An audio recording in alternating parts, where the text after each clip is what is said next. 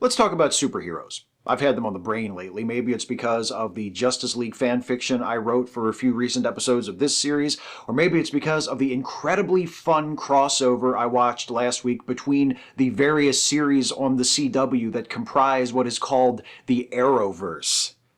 And you know what? It's definitely that second one.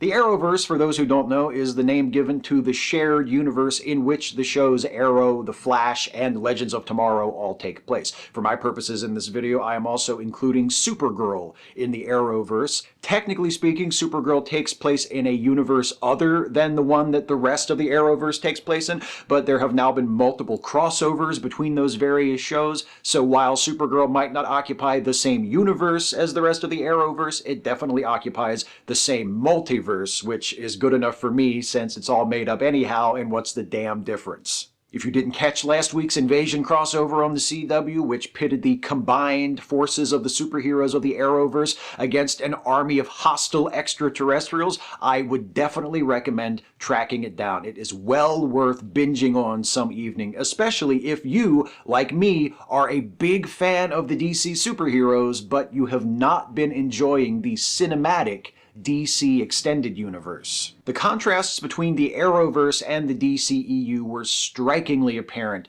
during the Invasion crossover. Much has been said already about the shortcomings of DC's current cinematic universe, which began in 2013 with Man of Steel and continued this year with Batman v Superman and Suicide Squad. The lack of humor, the excessive carnage, the selfishness, callousness, and cynicism of the supposed heroes, and on and on and on. The Arrowverse is mostly free of these flaws. Though its various shows differ from one another in terms of style and tone, they all share a sense of fun and adventure and a willingness to embrace the inherent goofiness of their genre.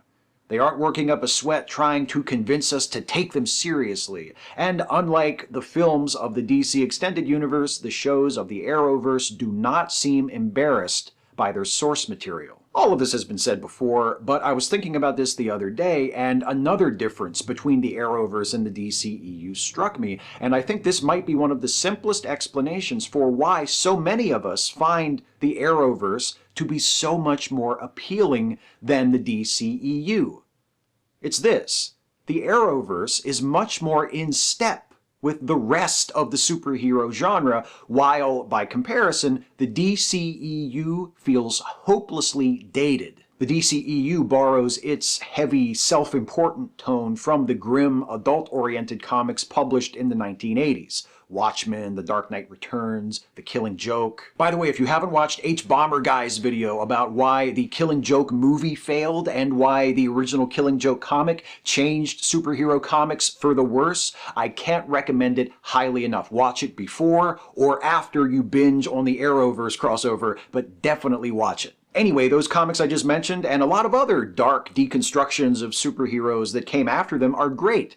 It's just that the DCEU appropriated their gritty, violent trappings and forgot to include their depth and complexity. And by the time the DCEU came around, most of the rest of mainstream superhero comics had moved on to telling other kinds of stories. Writers and artists at DC and Marvel today don't seem nearly as inspired by the comics of the 80s as by the comics of the 50s. The trend has shifted away from brooding, morally compromised heroes towards something much brighter and more optimistic. And this trend is reflected in the Marvel Cinematic Universe, but is virtually absent from the DCEU. Luckily, the TV side of DC's live-action superhero adaptations is not nearly so behind the times.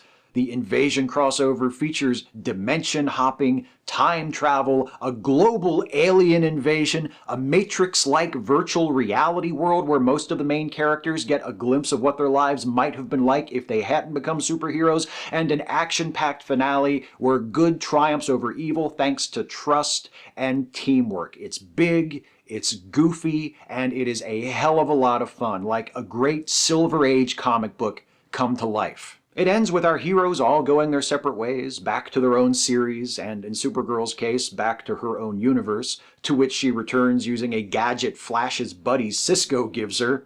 Hey, here, you can use this to visit our universe whenever you want. Okay, thanks. And unlike the films of the DCEU, which left me feeling disillusioned and annoyed at the end of the Invasion crossover, I felt happy because I was invested in the characters. I cared about what happened to them, and it was satisfying to watch them unite and overcome a great challenge that none of them could have conquered on their own. It was everything a superhero story should be, and everything the DCEU isn't. Hey, I just thought of an even better comparison to illustrate the differences between the Arrowverse and the DCEU. Well, maybe next time. Or should I say, to be continued.